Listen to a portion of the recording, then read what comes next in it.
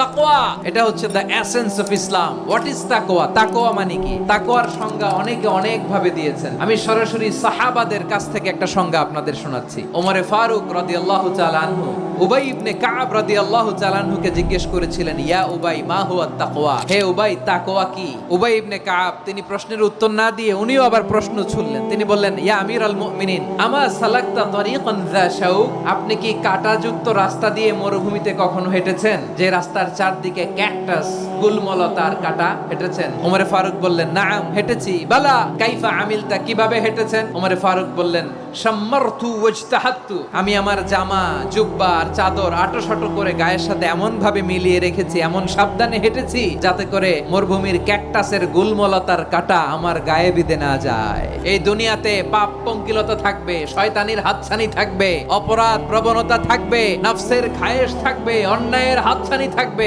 সব কিছুকে দলে মুচড়ে পেছনে ফেলে সাবধান হয়ে এই দুনিয়ার সিরাতুল মুস্তাকিমের পথে চলতে হবে। যে রাস্তা শুরু হয়েছে দুনিয়াতে, শেষ হয়ে গিয়েছে আল্লাহর জান্নাতের ভেতরে। চিল্লায় বলেন ঠিক কিনা?